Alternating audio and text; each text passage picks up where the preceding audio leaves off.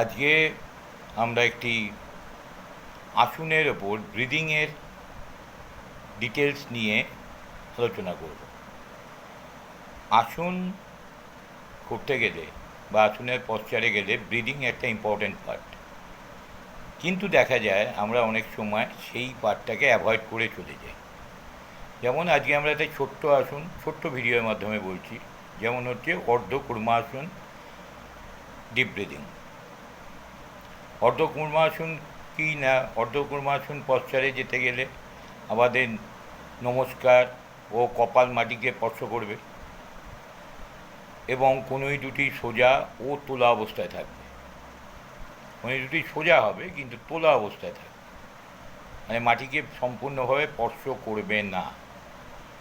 হিপের সঙ্গে গোড়ালি দুটি পরস্পর স্পর্শ করে থাকবে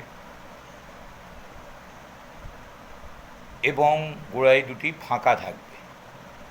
গোড়ালি দুটি ফাঁকা থাকবে কিন্তু পায়ের বৃত্ত পরস্পর জোড়া হয়ে থাকবে। শ্বাস দুই নাক দিয়ে নিতে নিতে ওপরে উঠে সামান্য পেছনের দিকে বেন্ড হতে হবে। শ্বাস মুখ দিয়ে হাঁ করে ছাড়তে ছাড়তে বেন্ড হয়ে স্টার্টিং পজিশানে যেতে হবে।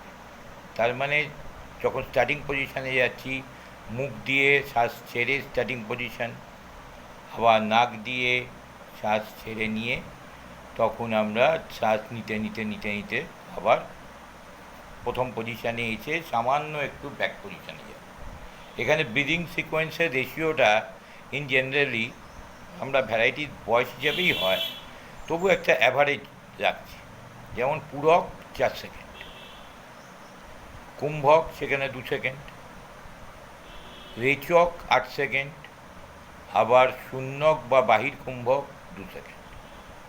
আবার যেখানে দেখা গেল যে পূরক হয়তো 8 সেকেন্ড করা যাচ্ছে, সেখানে কুম্ভককে বাড়িয়ে আমরা 4 সেকেন্ডে নিতে পারি যদি ক্যাপাসিটি থাকে। Everything depends on the capacity of the person.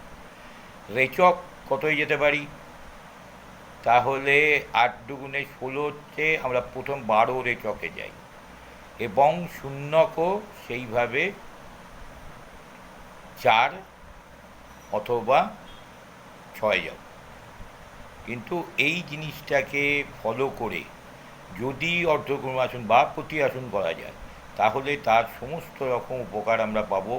এবং কী কী উপকার পাবো, কিভাবে পাবো, শ্বাসকে আমাদের কোন ক্রেনিয়াল নার্ভ কীভাবে কন্ট্রোল করে, এইসব ডিটেলস নিয়ে আবার বড় ভিডিও আবার কদিন পরে আমরা আসছি। ততক্ষণ এর জন্য নমস্কার, ভালো থাকবেন, সুস্থ থাকবেন।